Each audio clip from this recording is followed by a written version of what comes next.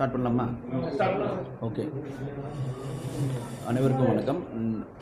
நமது தமிழ்நாடு சட்டமன்ற தேர்தல் 2026 அறிவிக்கப்பட்டுள்ளது. உங்களுக்கு எல்லாமே ஷெட்யூல் தெரியும் நினைக்கிறேன். ஆல்ரெடி நம்ம 33 ஆரம்பித்து நம்ம 4-5 கவுண்டிங் வரைக்கும் உங்களுக்கு ஷெட்யூல் ஆல்ரெடி நம்ம சொல்லியிருக்கோம். எலெக்ஷன் கமிஷனுடைய அனௌன்ஸ்மெண்ட்டுக்கு அப்புறம் கிளியராக அது எல்லாருக்கும் தெரிஞ்சிருக்கு. போட்டு ப்ளஸ் ஸ்வீப் ஆக்டிவிட்டீஸ் மூலம் நம்ம அந்த தேர்தல் நாள் எல்லோரும் மனசில் பதியணுன்றதுக்காக நிறைய ஸ்டிக்கர் ஓட்டுறது, அதே போல் நம்ம அசம்பிள் பண்ணி அங்கன்வாடி பணியாளர் 100% போட்டு பண்ணணும். இந்த மாதிரி நம்ம தேர்தல் நாளுக்கு உண்டான அனைத்து ஏற்பாடுகளையும் நம்ம மாவட்ட நிர்வாகம் செஞ்சுக்கிட்டே இருக்கோம். அது நம்ம மாவட்டத்தை பொறுத்த வரைக்கும் உங்களுக்கு இன்னைய தேதியில் இருக்க வாக்காளர்கள் 12,57,047 1257047 ஓட்டர்ஸ் அசான் டேட் நம்ம மாவட்டத்தில் இருக்காங்க. ஸோ நம்மளுடைய வாக்குச்சாவடிகள் எண்ணிக்கை 1678. ஸோ அது கான்ஸ்டண்ட்டாக இருக்குது, அதில் ஒன்றும் வேரியேஷன் இல்லை. வாக்குச்சாவடி அலுவலர்கள், போலிங் ஸ்டாஃப் இருக்க, ப்ரிசைடிங் ஆஃபீஸர், PO 1 to 3 அவங்க எல்லாத்தையும் சேர்த்து நமக்கு 8054 வாக்குச்சாவடி அலுவலர்கள் நமக்கு தேவைப்படுறாங்க. அதோட அதிகமான நம்பர்ஸ் நம்ம மாவட்டத்தில் இருக்குது. அடுத்த வாரத்தில் நம்ம ஃபஸ்ட்டு ரேண்டமைசேஷன் முடிச்சதுக்கப்புறம் அவங்களுக்கு ட்ரைனிங் ஸ்டார்ட் பண்ண போகிறோம். அதே போல் நீங்கள் மைக்ரோ அப்சர்வர்ஸ், சென்ட்ரல் கவர்மெண்ட் ஸ்டாஃபை வச்சு நம்ம பதட்டமான வாக்குச்சாவடி இருக்க ஏரியா, மற்றபடி போலிங் ஸ்டேஷன் லொக்கேஷன்ஸ் அதிகமாக இருக்கக்கூடிய இடங்கள் எல்லாத்தையுமே நம்ம மைக்ரோ அப்சர்வர்ஸ் போடுவோம். அது நம்ம மாவட்டத்தை பொறுத்த 188 பேர் ரெக்குயர்மெண்ட் இருக்குது. அவங்க எல்லாருமே ட்ரைனிங் அவங்களுக்கு தனியாக அப்சர்வர்ஸ் கொடுப்பாங்க. அவங்களுக்கு லிஸ்ட் நமக்கு இருக்குது. அதே போல் போலீஸ் பர்சனல் நமக்கு தேவையானவங்க 4316. அதில் 4000 பேர் நம்ம மாவட்டத்திலே இருக்காங்க. Police personal 2781.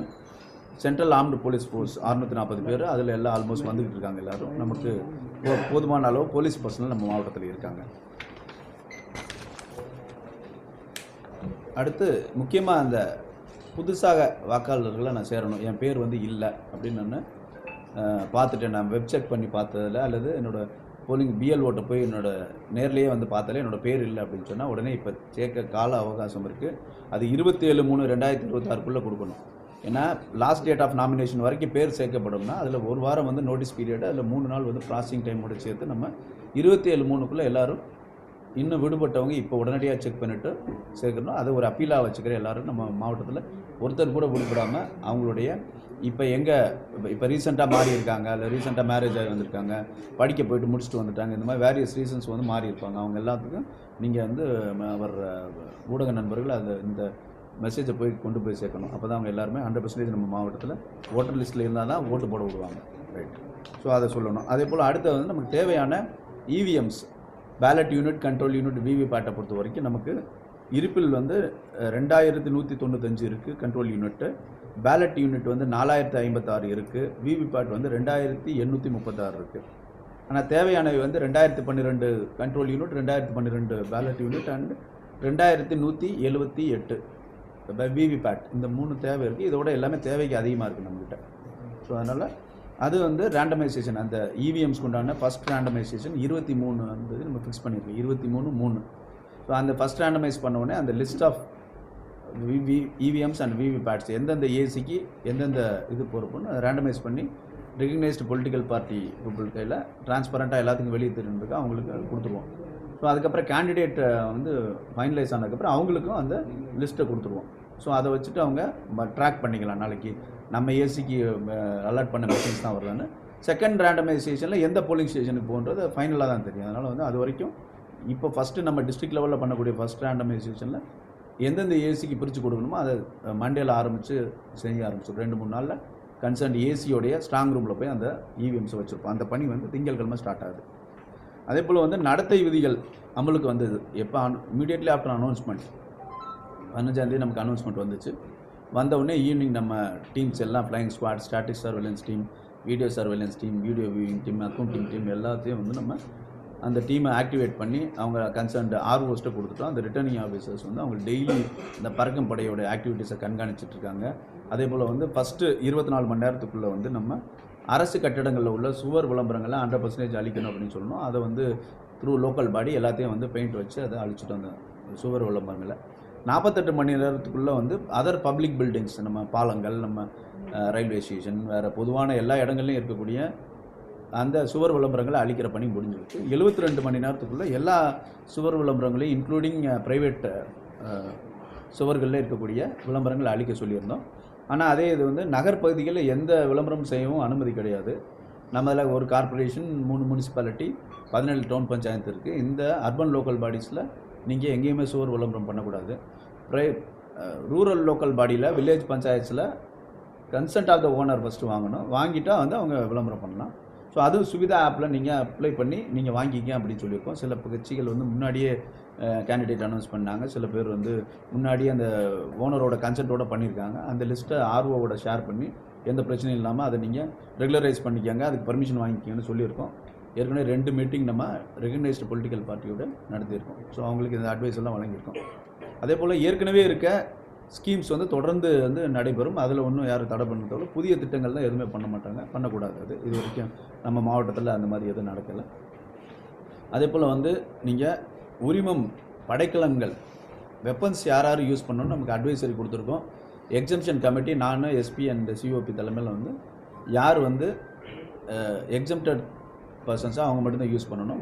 யூஸ்ஃபுல்லாக நம்ம பேங்க்கில் உள்ள ஏடிஎம்க்கு உண்டான அந்த செக்யூரிட்டிஸு, ஸ்போர்ட்ஸ் பர்சன்ஸ், இந்த மாதிரி ஸ்பெசிஃபிக்கான ஆளுகளுக்கு மட்டும் எக்ஸம்ஷன் கொடுப்போம். மற்ற எல்லாருக்கும் வந்து அவங்க டெபாசிட் பண்ணணும்னு அட்வைஸ் பண்ணியிருக்கோம்.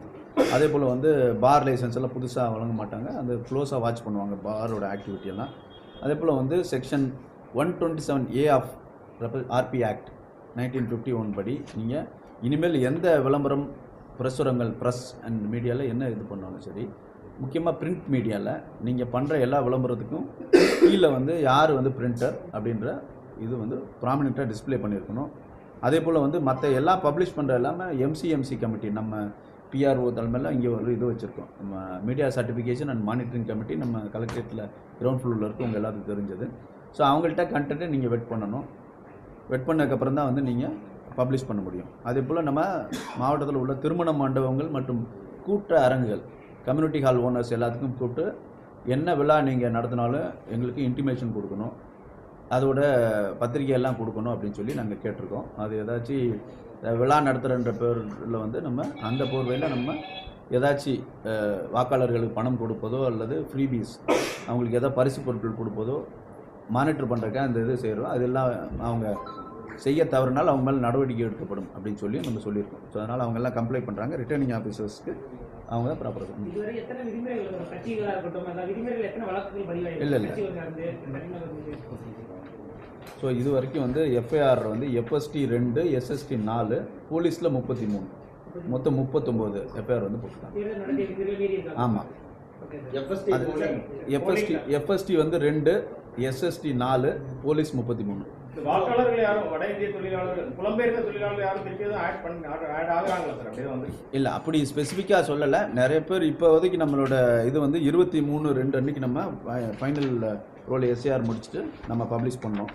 ஸோ அது போக வந்து இன்றைக்கி அதுக்கப்புறம் நம்ம மாவட்டத்தில் ஃபார்ம் 6 கொடுத்தவங்க 7261 ரைட்டா திருத்தங்கள் மேற்கொள்ள, கரெக்ஷன்ஸ், அந்த பக்கத்து பார்ட்டுக்கு போயிட்டோம், இந்த மாதிரி மைக்ரேஷன் அண்ட் கரெக்ஷன்ஸ் பண்ண வேண்டிய ஃபார்ம் 8 கொடுத்தவங்க வந்து 9003 பேர் கொடுத்துருக்காங்க. ஃபார்ம் 7 3209 பேர் கொடுத்துருக்காங்க, 3209. இறந்த மற்றும் 290 இடம்பெயர்ந்த நபர்களும் விண்ணப்பித்துள்ளார்கள். ஸோ இதுதான் வந்து டோட்டல் கவுண்ட்டு. ஸோ இது எல்லாமே ப்ராசஸ் பண்ணிட்டு இருக்காங்க. எது ஜென்யூனோ அவங்களுக்கு கொடுத்துருவாங்க.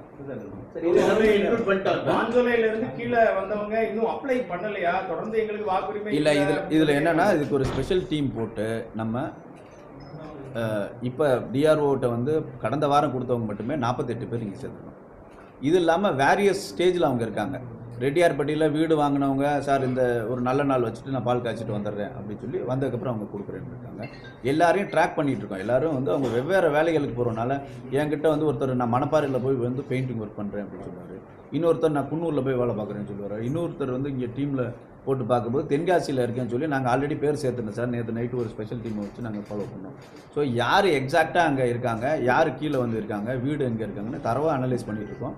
யாரையும் வந்து விடுபட மாட்டோம். ஏன்னா ஆல்ரெடி 79 பேர் அவங்க இருக்கவங்களே செக் பண்ணி இருந்தோம்.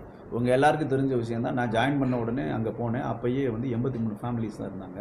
அப்புறம் வந்து 44 ஃபேமிலி இருந்தாங்க நான் 2வது தடவை போகும்போது ஒரு 6 மாதம் கழிச்சு. ஸோ இது சம்மந்தமாக நான் ஸ்டேட்டஸ் ரிப்போர்ட் கோர்ட்டில் நான் போட்டுக்கிட்டே இருக்கேன். யாரையும் அவங்கள வந்து விடுபடணும், அவங்கள வந்து வாக்களிக்க விடக்கூடாது அப்படின்ற எண்ணம் யாருக்கும் கிடையாது. ஸோ அவங்கள்ட்ட நான் என்ன அப்பீல் பண்ணுறேன்னா, அடுத்த வேலை ஏன்னா இனிமேல் அங்கே வேலைகள் எதுவுமே வந்து கிடையாது. 2024 அவங்க வேலையை ஸ்டார்ட் பண்ணிட்டாங்க. அவங்களோட ஆக்டிவிட்டியே எதுவுமே இல்லை, 0. அவங்களும் இப்போ டிஸ்மேண்டில் பண்ணிட்டு போயிட்டுருக்காங்க. ஆல்மோஸ்ட் 70% டிஸ்மேண்டில் பண்ணிட்டாங்க. இன்னும் ஒரு மாதத்துக்குள்ளே அவங்க 100% வந்து இருக்கிறவங்களை எல்லா தளவாடங்களையும் எடுத்துகிட்டு போயிடுவாங்க. அப்போ அங்கே என்ன ஆக்டிவிட்டி இருக்க போகுது, என்ன வேலைக்கு போகிறாங்கன்ற அடுத்து யோசிக்கணும். அதே இடத்துல ஸ்டாக்னேட் ஆகி நிற்கிறனால ஒன்றும் யூஸ் கிடையாது. நம்ம வந்து ரெட்டியார்பட்டியில் உள்ள ஒரு பிளாக்கே அவங்களுக்கு ஸ்பெஷலாக மார்க் பண்ணி வச்சுருக்கேன் நான். எப்போ வந்தாலும் வீடு கொடுக்க ரெடியாக இருக்கும். நீங்கள் எல்லாம் மண்டே கிரீவன்ஸ் டே அப்போ வந்து பார்த்துருப்பீங்க. கீழே அவங்க கஷ்டப்படுறவங்க எல்லாத்துக்கும் வந்து ஏதாச்சுன்னா பெனிஃபிஷியரி கான்ட்ரிபியூஷன் நீங்கள் கட்டணும் அப்படின்னா, சார் அது கூட எனக்கு வழி இல்லை, நீங்கள் கலெக்டர் ஏதாச்சும் பார்த்து ஹெல்ப் பண்ணுங்கள், கவர்மெண்ட் ஸ்பெஷலாக எழுதிட்டாங்கன்னு இவங்க கேட்குறாங்க. பட் அவங்க 2-3 தலைமுறையும் அங்கேயே இருந்ததுனால நம்ம அரசு வந்து முதலே டிக்ளேர் பண்ணிட்டாங்க. ஏன்னா 2-3 ஜென்ரேஷன் தாங்க அவங்க திரும்ப ரீஹாபிலிட்டேட் ஆக கஷ்டன்றதுனால அந்த beneficiary contribution for Tamil Nadu urban habitat development boards அந்த பணத்தையும் ஃபாரஸ்ட் டிபார்ட்மெண்ட் கட்டுறாங்க. ஸோ அதை கட்டுறதுனால இவங்க ஈஸியாக வந்து கீயை வந்து என்கிட்ட எந்த கஷ்டமும் படாமல் கொடுக்கலாம். அவங்க எல்லாத்துக்குமே கொடுத்துக்கிட்டே இருக்கோம் வர இதே மெத்தடாலஜியாக இதுக்கும் ஃபாலோ பண்ணுறோம். நம்ம தெற்கு பாப்பான்குளத்தில் உள்ள ஒரு அப்பார்ட்மெண்ட் காம்ப்ளெக்ஸ் கொடுக்குறோம். இல்லை எனக்கு இண்டிவிஜுவல் ஹவுஸ் கட்டுறேன், நான் பக்கத்தில் ஏதாச்சும் மாடோ வேறு ஏதோ வந்து வளர்க்க போகிறேன், எனக்கு கொஞ்சம் ஸ்பேஸ் வேணுன்றவங்களுக்கு நம்ம கேகே ஹவுசஸ் ஆல்ரெடி நம்ம கொடுத்துருக்கோம். எல்லா கன்ஸ்ட்ரக்ஷனும் முடிஞ்சிருக்கு. நேற்று கூட நான் ஈகிட்ட செக் பண்ணும்போது 23 கன்ஸ்ட்ரக்ஷன் முடிஞ்சு அதில் 16 பேர் குடி வந்துட்டாங்க பால் காய்ச்சிட்டு. மற்றபடி வாடகை வீட்டில் இருக்காங்க. இந்த ஃபினிஷிங் டச் இருக்கு முடிச்சோடனே அவங்க வந்துடுவாங்க. ஸோ இந்த மாதிரி வேரியஸ் பிளேசஸில் அவங்கவுங்க மூவ் ஆன் ஆக ஆரம்பிச்சிடுறாங்க. அதே இடத்துல நின்று பழைய இஷ்யூவை பேசிகிட்டே இருக்கனால யாருக்கும் ஒன்றும் பிரயோஜனம் கிடையாது. இல்லை வீடு கொடுக்க ரெடியாக இருக்கும். அதர் டிஸ்ட்ரிக்ட் போனவங்களுக்கு ஃபாலோ பண்ணிக்கிட்டே இருக்கோம். அவங்க இன்றைக்கி இருக்கிற இடத்துல போய் வந்து இது கொடுக்கணும். நான் அங்கே தான் இருக்கேன்னு வந்து அதை ப்ரொஜெக்ட் பண்ண முயற்சி பண்ணக்கூடாது. அது வந்து பிரயோஜனம் இல்லாத வேலை. வாக்குச்சாவடி இருக்கு. 5 வாக்குச்சாவடியை ஆல்ரெடி அங்கே 5 வாக்குச்சாவடி இருந்துச்சு போன லோக்சபா எலெக்ஷனில். இப்போ அது 3 வாக்குச்சாவடியாக வச்சுருக்கோம். ஊத்தில் 1, 4 முக்கில் 1, மாஞ்சோலையில் 1. ஊத்தில் வெறும் 10 ஓட்டர்ஸ் இருந்தாங்க. அதுலேயும் 4 பேர் இப்போ ரீசெண்டாக அவருக்கு ஒரு பையனுக்கு இது கொடுத்துட்டோம், அப்பார்ட்மெண்ட் ஹவுஸ் கொடுத்துட்டு அவங்க இங்கே ஃபார்ம் 6 கொடுத்துட்டாங்க. ஸோ அப்போ வந்து முடிஞ்சு இப்போ 79 பேர் நீங்களா சார்? கிட்டத்தட்ட எஸ்ஏஆர்ல உள்ள ஃபார்ம் எல்லாம் அங்கேயே இன்னைக்கு வரை சொல்றாங்க சார். எஸ்ஏஆர் ஃபார்ம் நாங்கள் அங்கேயே அங்கே தான் கொடுத்துருக்கோம். இல்லை நீங்கள் 2 விஷயம் பேசிக்ஸை நீங்கள் எல்லாருமே புரிஞ்சுக்கணும். நான் திரும்ப எக்ஸ்பிளைன் பண்ணிட்டுருக்கேன். நீங்கள் மற்ற ஊருக்காரங்க இப்போ 2 வீடு இருக்குது, இங்கேருந்து நான் போகிறேன் பூட்டிட்டு வேலைக்கு மட்டும் போயிட்டு வந்தேன் அப்படின்னா அவர் பட்டாவோட வச்சுருக்காரு. அவர் வீட்டுக்காரர், அவர் என்ன வேணாலும் சொல்லலாம். நான் சொல்கிறதுக்கு என்ன கேட்குறேன்னா, இது வந்து ஃபார் ஆல் டெக்னிக்கல் பர்பஸ். 100% வாக்குரிமைங்கிறது சொல்கிறோம். இல்லை நான் உங்கள்கிட்ட சொல்கிறேன், அது எக்ஸ்பிளைன் பண்ணக்கப்புறம் நீங்கள் என்கிட்ட கேளுங்க. ஃபஸ்ட்டு பாயிண்ட்டு, அந்த மாஞ்சோலைன்றது ஒரு லீஸ் ஹோல்டு ஏரியா தான், ரைட்டா? 100 வருஷம் ஒரு கம்பெனிக்கு 1929 ஜமீன்தார் கொடுத்தோம். அதுக்கப்புறம் அவங்க எக்ஸ்டெண்ட் பண்ணி கவர்மெண்ட்டிட்ட சொல்லி கடைசியில் நம்ம லீஸை கேன்சல் பண்ணிட்டோம். 2019 வந்து சிஎல்ஏ கேன்சல் பண்ணிட்டாங்க. அவங்க கோர்ட்டில் போய் கொஞ்ச நாள் கம்பெனி நான் வந்து எனக்கு டிஸ்மேண்டில் பண்ணுறதுக்கு போகணும், எனக்கு 100 இயர்ஸ் இருக்குது ஆல்ரெடின்னு சொல்லி அவங்க வாங்கிட்டே இருந்தாங்க. அவங்களால அன்எக்கனாமிக்கலாக போனதுனால அவங்க விட்டுட்டு போயிட்டாங்க. அதை இப்போ அரசாங்கம் வந்து அதை எடுத்துகிற நிலமெல்லாம் இல்லை, அதெல்லாம் தாண்டி எங்கேயோ போயிட்டோம். அவரும் டிஸ்மேண்டில் பண்ணி போயிட்டார். அது கோர் டைகர் ரிசர்வ் அனௌன்ஸ் பண்ணிட்டோம். இப்போ அங்கே இருக்கவர் ரிட்டையர்ட் ஆனவங்களாம் வெளியே போகணுமா வேணாமான்னு கேட்குறவங்க. ஆமாம், வாழ்வாதாரம் என்ன ஆதாரம் இருக்குது நீங்கள் சொல்லுங்கள். என்ன இப்போ என்ன வேலை பார்க்குறான்னு நீங்கள் சொல்லுங்கள். வாழ்வாதாரம்னு என்ன வேலை பார்ப்பாங்கன்னு கேட்குறேன். ரிசர்வ் ஃபாரஸ்ட் காய்கறி போட்டு பண்ணிட்டு இருக்காங்க. எப்படி பண்ண முடியும் ரிசர்வ் ஃபாரஸ்ட்குள்ளே? நீங்கள் வந்து ஏதாச்சும் இவங்களான்னு கேட்குறேன். நீங்கள் ட்ரைபல்ஸா, உங்களுக்கு ஏதாச்சும் ட்ரெடிஷ்னல் ஃபாரஸ்ட் ரைட் இருக்கா என்னன்னு கேட்குறேன். அது கோர் டைகர் ரிசர்வ் ஃபாரஸ்ட். இது கோர்ட்டில் இது சம்மந்தமாக நாங்கள் ஸ்டேட்டஸ் ரிப்போர்ட் ஃபைல் பண்ணுறோம். கோர்ட்டில் வந்து என்ன பண்ணாங்கன்னா அதை it is binding on them also. 79.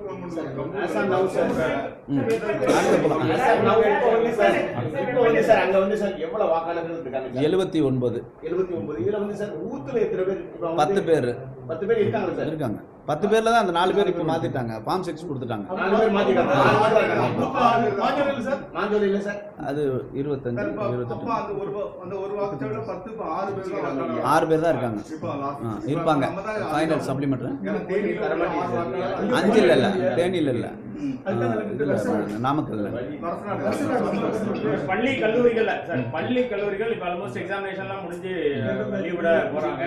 பல கல்லூரிகள்லயும் பள்ளியிலயும் விளையாட்டு போட்டிகள் நடத்தப்படுது. அதுக்கு பரிசு தொகைகள் வந்து அதிகமா லட்சக்கணக்கான ரூபாய் அறிவிக்கப்படுது. அந்த மாதிரி விஷயங்களை தேர்தல் ஆணையம் கணக்குல கொள்ளும். இல்லை நீங்கள் வந்து அது ஸ்போர்ட்ஸ் ரெகுலராக நடக்கக்கூடிய ஸ்போர்ட்ஸ் ஈவெண்ட்டோ ரிலீஜியஸ் ஈவெண்ட்ஸோ அல்லது வேறு எந்த திருவிழாக்களும் தடையெல்லாம் கிடையாது. ரைட்டா, நீங்கள் அவங்க ருட்டீனாக போகலாம். அதில் என்ன வந்து சஸ்பிஷன், நீடில் ஆஃப் சஸ்பிஷன் எப்போ வரும்னா வந்து அதில் யாரோ ஒரு பொலிட்டிக்கல் பார்ட்டியோடைய பேரோ அல்லது அவரை ப்ரொஜெக்ட் பண்ணுற மாதிரி வந்துச்சுன்னா ஆட்டோமேட்டிக்காக வந்து எம்சிசி வரும். அந்த டீம் வந்து அவங்க மேலே ஆக்ஷன் எடுப்பாங்க. மற்றபடி ஸ்போர்ட்ஸ் ஈவெண்ட்ஸ்க்கெல்லாம் ஒன்றும் தடை இல்லை. அவங்க இல்லை, நம்ம பேப்பரில் நான் அப்பீல் பண்ணியிருக்கேன் ஆல்ரெடி. நம்ம வந்து ஆல்ரெடி 800ன்னு நினைக்கிறேன் நம்ம டிஸ்ட்ரிக்டோட நம்பரு. அந்த இது இப்போ ரீசெண்டாக 2-3 இதை கேன்சல் பண்ணோம். நான் அப்டேட்டட் புள்ளி உங்கள்கிட்ட சொல்கிறேன். அவங்க எல்லாருமே வந்து இப்போ இந்த வீக்குள்ளே சப்மிட் பண்ண சொல்லியிருந்தோம். அதில் எக்ஸம்ஷன் கமிட்டி இந்த வாரத்தில் முடிவு பண்ணோம். மண்டே டியூஸ்டேல நாங்கள் நிறைய காய்கறி வியாபாரிகள் பூ வியாபாரிகள், காய்கறி வியாபாரிகள் இல்லை பார்த்தாலே 100 ரூபாய் 50 ரூபாய் 20 ரூபாய் இருக்குது. அதுக்கு ஏதாவது இல்லை, இதில் என்னென்னா அப்படி பிளாங்கெட்டாக எக்ஸம்ஷன் கொடுக்க முடியாது. நம்ம என்னென்னா சஸ்பிஷன் அவர் ரெகுலர் வியாபாரி அப்படின்னு சொன்னால் மறுநாளே ரிலீஸ் பண்ண சொல்கிறோம். அவர் ரெகுலர் இதுன்னா இனிமேல் வந்து தொந்தரவு எதுவும் பண்ணக்கூடாதுன்னு சொல்லியிருக்கோம். நீங்கள் வந்து இப்போதைக்கு 19 லட்சத்து எல்லாம் சேர்த்து கேஷ், லிக்கர், அதர் ஐட்டம்ஸ் எல்லாம் சேர்ந்து இந்த சின்ன இதில் பம்பரம் சின்ன இதெல்லாம் வந்து பிடிச்சாங்க இல்லையா, அது எல்லாமே சேர்த்து நம்ம 19,60,403 ரூபா. இதுதான் இன்னைக்கு டேட்டுடைய நம்ம கவுண்ட்டு நம்ம டிஸ்ட்ரிக்டில். லிக்கர் வந்து கொஞ்சம் சீஸ் பண்ணியிருக்காங்க. முதல்ல 19 வரைக்கும் வந்து 94,709 ரூபாய், இப்போ ஒரு 24,000 ரூபா. ரஃபாக வந்து ஒரு 1,20,000 ரூபாய்க்கு வந்து லிக்கர் வந்து சீஸ் பண்ணியிருக்கோம். அதர் ஐட்டம்ஸ் வந்து ஒரு 6,67,000 ப்ளஸ் ஒரு 20,000 வந்து பண்ணியிருக்கோம். ஸோ 6,70,000 வந்து அதர் ஐட்டம்ஸ் தான். கேஷ் வந்து கம்மியாக தான் பண்ணியிருக்கோம். ஸோ இதில் வந்து என்னென்னா அவங்க மறுநாளே வந்து நம்ம அப்பீல் கமிட்டி இங்கே வச்சுருக்கோம், பிடிடிஆர்டிஏ தலைமையில். அவங்கள டெய்லி சிட்டிங் உட்கார சொல்லியிருக்கோம். மறுநாளே அவங்க ஜென்யூன் வந்து இல்லை ரெகுலராக அவர் வியாபாரம் பண்ணுறவர் தான் இன்னைக்கு கொண்டு போகிறாங்க. இல்லை, அவர்கிட்ட விசாரிப்பாங்க. அவர் ரெகுலர் வியாபாரி தானே, வியாபாரின்னு திடீர்னு சொல்லக்கூடாதுல்ல. அவர் ரெகுலராக வந்து போகிறாரு, அவர் ஆட்டு வியாபாரி தான் அப்படின்னு சொல்லி தெரிஞ்சா அவர் ஆட்டு ஓகே ரம்ஜானுக்கு ஆடு கொண்டு வந்தவங்க படம் பார்த்தீங்கன்னா ரொம்ப பாவம் சார். ஓகே வாங்கிட்டாங்க இல்லை, இப்போ ஆடு வாங்கிட்டாங்கல்ல. பொதுமக்கள் அழைப்பு நம்ம கட்டுப்பாட்டு இல்லை, ஒத்துழைக்கிறாங்க. நீங்கள் எல்லாரும் அவங்க இப்போ எக்ஸாம்பிள் அவங்க எல்லாம் தெளிவாக தான் இருக்காங்க. வந்து ஏன் 47,000 ரூபா கொண்டு போறீங்க, நீங்கள் தான் 50,000 ரூபா கொண்டு பிடிச்சிருவீங்க அப்படின்னு சொல்லி நாங்கள் தனியாக வச்சிருக்கோம்னு சொல்கிறாங்க. இல்லை அவங்க இல்லை விவரம் இல்லை. நீங்கள் எப்போவுமே வந்து ஒரு சஸ்பிஷன் இருந்துகிட்டே தான் இருக்கும் எலெக்ஷன் சமயத்தில். நீங்கள் வந்து 50,000 ரூபா எடுத்துகிட்டு போகலான்னா வெறும் 50,000 ரூபா எடுத்துக்கொண்டு அவர் கொடுத்துட்டாருன்னா இப்போ நாளைக்கு வந்து கம்ப்ளைண்ட் வர்றது வந்து அட்டன் பண்ண வேண்டியது அவங்களோட கடமை. ஸோ இது வந்து ரொம்ப ஒரு டைசியான திங். இந்த கடைசி நேரத்தில் வந்து யார் இப்படி எடுத்தோடனே நான் குற்றவாளியா அப்படின்னு சொல்ல முடியாது. ஸோ அது சஸ்பிஷன் இருக்குல்ல. அவர் வந்து நீங்கள் ரெகுலராக வியாபாரம் பண்ணுற அரிசி வியாபாரம் பண்ணாத ஒருத்தர் அரிசி வாங்க போகிறேன்னு இன்றைக்கி சொன்னாருன்னா இப்போ சந்தேகம் வரும்ல, எதுக்காக இன்றைக்கி மட்டும் அரிசி வியாபாரியம் மாறாருன்னு. ஸோ இந்த கமர்ஷியல் செக்டர் தட்டுப்பாடுனால விறகடுப்பு வைக்கக்கூடிய வியாபாரிகள் வந்து விறகடுப்பு வைக்கக்கூடாதுன்னு சொல்லி போலீஸ் எஃப்ஐஆர் போடுறதா அப்படிலாம் போடக்கூடாது. சிஎஸ்ஆர் போட்டுருக்காங்க சார். அகஸ்தியப்பட்டியில் வந்து டீ கடை அப்படியா, நான் அதை சரி பண்ண சொல்கிறேன். சொல்லி போட்டுருக்காங்க. கமர்ஷியல் சென்டர் கிடைக்காம வந்து வீட்டு சென்டர் யூஸ் பண்ணவங்க இல்லை, அது செக்அப் பண்ணுறது, அவங்க மேலே இது பண்ணுற வழக்கு போடுற ஃபைன் போடுறது அந்த மாதிரிலாம் நடக்குது. இல்லை அது வந்து டொமஸ்டிக் சிலிண்டரை கமர்ஷியலாக கன்வெர்ட் பண்ணக்கூடாது. சரி, நம்ம வந்து டொமஸ்டிக் சிலிண்டர்ஸ் மட்டும் ஏன் ப்ரையாரிட்டி கொடுக்குறோன்னு உங்களுக்கு எல்லாத்துக்கும் தெரியும். சின்ன குழந்தைங்க இருப்பாங்க, நிறைய வேலைக்கு போகிறவங்க இருப்பாங்க, அவங்களுக்கு எசென்ஷியல் கமாடிட்டிஸ் ஆக்டில் அவங்களுக்கு வந்து நம்ம பாதுகாப்பு தரோம். அதை வந்து கமர்ஷியல் பர்பஸ்க்கு அவங்க யூஸ் பண்ணக்கூடாது. நீங்கள் ஃபஸ்ட்டு சொன்ன கேஸ் வேணால் நான் ஹெல்ப் பண்ண சொல்கிறேன்.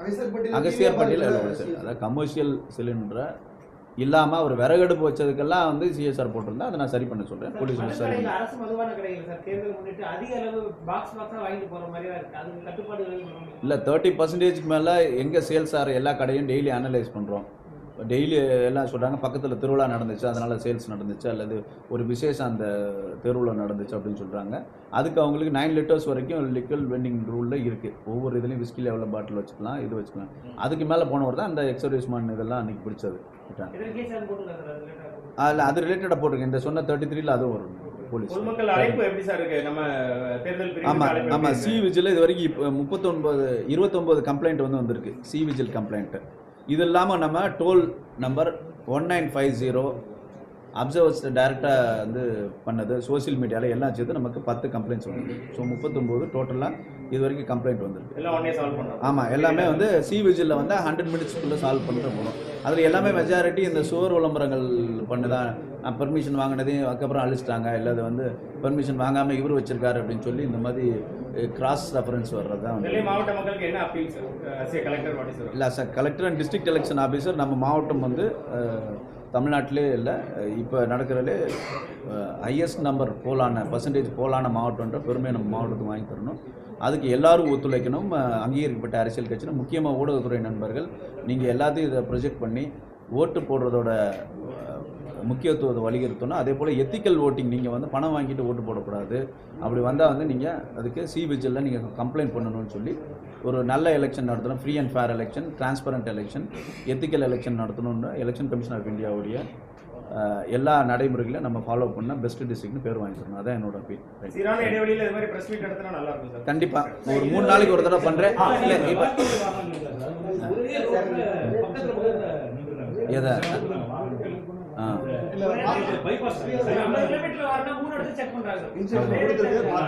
இல்லை இப்போ பீரியடிக்கலாக இல்லை ரிட்டர்னிங் ஆஃபீஸர்ஸ் வந்து நம்ம மேபி அந்த பக்கத்து டிஸ்ட்ரிக்ட் நமக்கும் இருக்குன்னு நினைக்கிறேன்.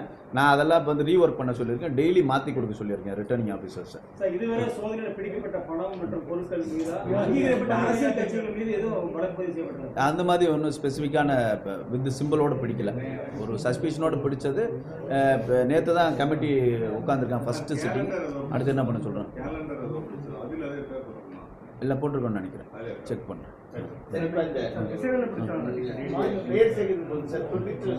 ஆமாம்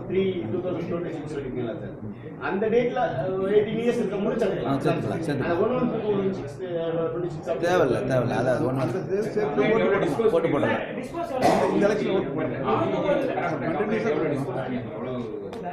டிஸ்போசல் ஆஃப் கம்ப்ளைண்ட்ஸா? டிஸ்போஸ் வந்து 23 சி விஜிலில் பண்ணியிருக்கோம். இதில் இந்த regular complaint 1950 toll free number எல்லாத்துலேயும் வந்த 10ல் வந்து 3 ட்ராப் பண்ணிட்டோம். அது வந்து ரிப்பீட்டட் கம்ப்ளைண்ட்னால 7 வந்து டிஸ்போஸ் பண்ணிட்டோம். ஸோ 30 வந்து பண்ணிட்டோம். 39ல் 30 பண்ணிட்டோம். ட்ராப் பண்ணது வந்து 6, இன்னும் 3 மட்டும் ஆக்ஷன் எடுக்கணும்.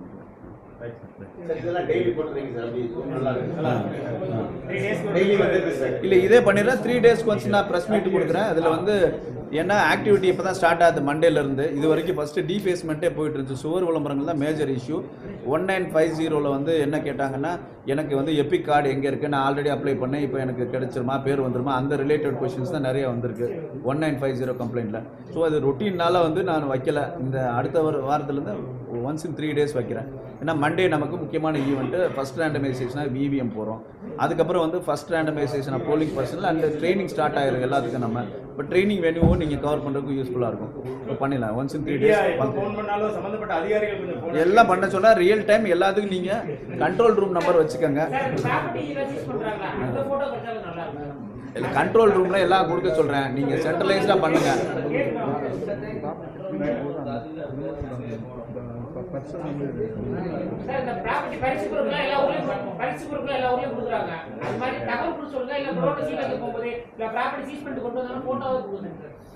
கொடுக்க சொல்றேன்.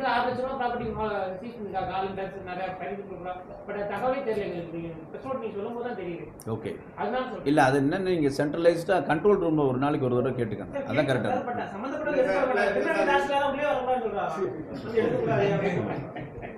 எடுக்க சொல்கிறேன் நான். தேங்க்யூ.